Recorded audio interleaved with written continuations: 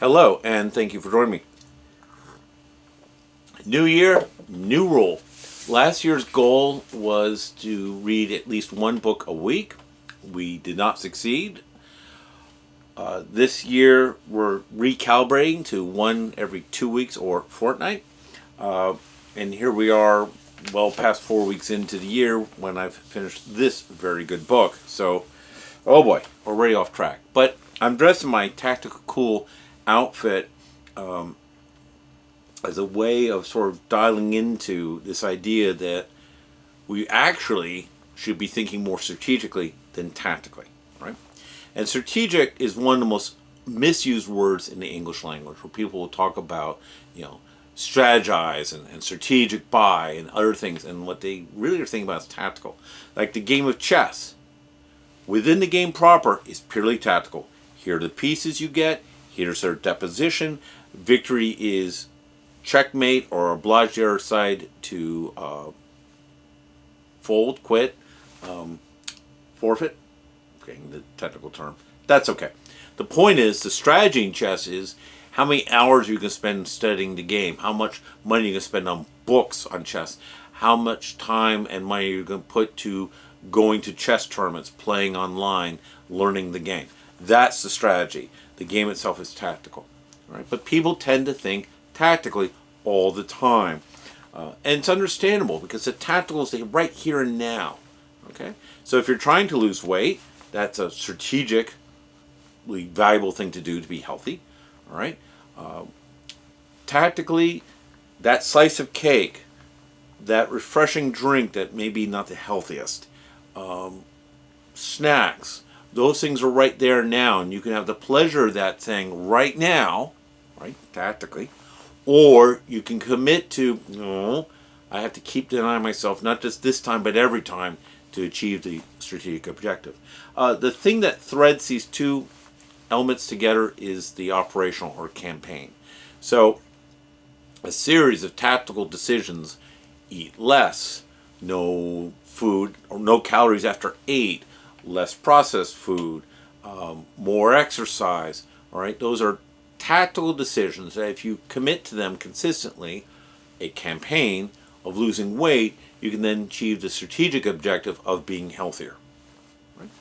So, Phillips Payson O'Brien is an absolute brilliant mind. He's an historian who really does study strategy, right? And also consults with governments on strategy. And he's very much a strategic thinker in a world of tacticians and tactical thinking. And this book brings together the 5 grand strategists of World War II. He's focused on the war in Europe. It's also true that in Japan, it was much more being run by committee. So the European half of World War II, and individuals being in a position to say, I will make this decision, I will set policy, that sort of thing. It's these 5 guys. And he goes back to World War I and some other formative experiences where what lessons did they take, and then the interwar years, and then the grand strategies they pursued during World War II. So this guy learned the wrong lessons of the First World War and came away thinking we should have an empire, and if the Italians could just be more strong and have more will, we can do it. No, you don't begin to have the population, the industrial base, and all those other things you really need. This guy, making similar mistakes, he took the lesson from First World War: big artillery win. We need more big gun. And so when it comes to World War II and tanks, his answer is big tanks versus like reliable and lots of them. Okay. Also, and this book doesn't go into great depth about that. If you want to learn more, I would go to Timothy Snyder. Hitler, being a Nazi, motivated a lot of people to really hate him and fight him as opposed to join sides. And so there's almost some lessons there. Stalin is this interesting character where prior to the Second World War and right at the very beginning was an absolute disaster at this strategic. Very cunning, very capable of coming out on top, like, being in charge of things, that sort of a thing. But in terms of national strategy, like how are we going to defend ourselves from this guy, and that sort of thing, he really blew it until he learned to stop being paranoid and scheming and all that, and got down to brass tacks of like, okay, we have to build a large, somewhat industrialized army and wield it, and we need help from these two guys to make it happen. So how am I going to do that? And then as the war is winding down, he's winning. He's back to his old bad habits, which in the very short term may have seemed advantageous to the Soviet Union, but there's a compelling argument that the communists lost the Cold War in 1945. That when the United States rolled in and committed to, like, we're going to rebuild this place, as opposed to we're going to steal everything we can, as in the words of Henry V, when lenity and cruelty vie for a kingdom, the gentlest gamer is the soonest winner.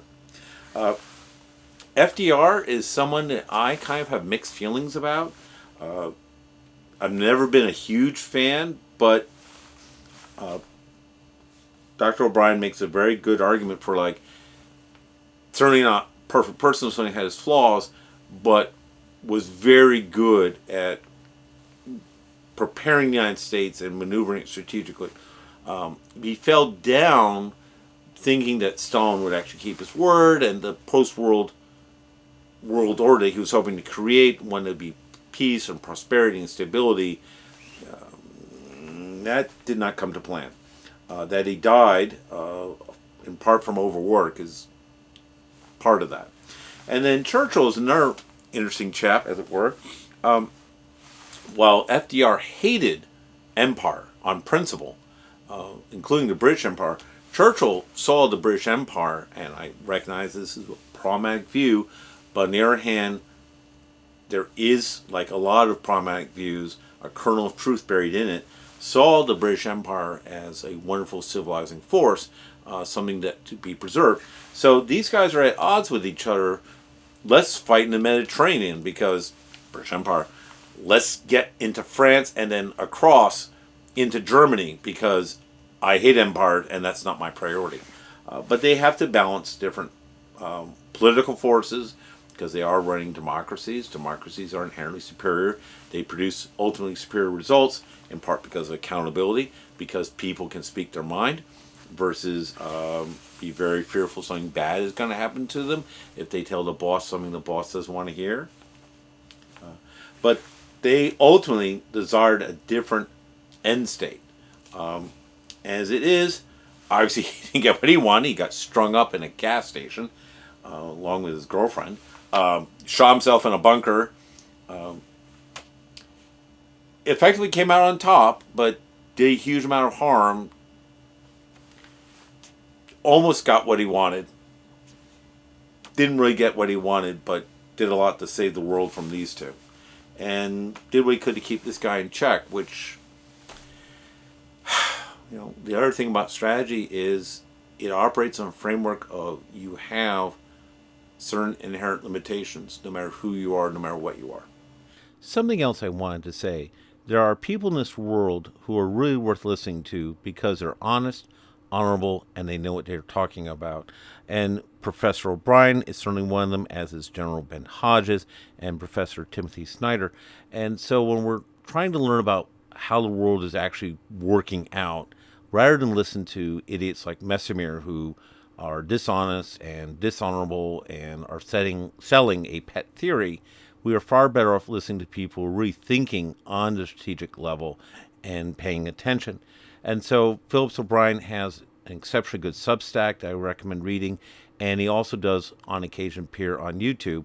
And this really was the underlying reason why I bought this book and some others from him, that he's such a brilliant and good thinker. I wanted to immerse myself in his work. So, very good book. Not thin, but it reads very well. It's very well written and flows and gives a lot of very good insights. And I hope by reading it, that will get me thinking more and more at the strategic level instead of the tactical level. But as I said in the beginning, as humans, our default setting is to think about the tactical, the problem that's right in front of me right now, the opportunity that's here right now, instead of thinking about years and years ahead and where we really want to be in the future. Well, thank you very much for joining me. Take care.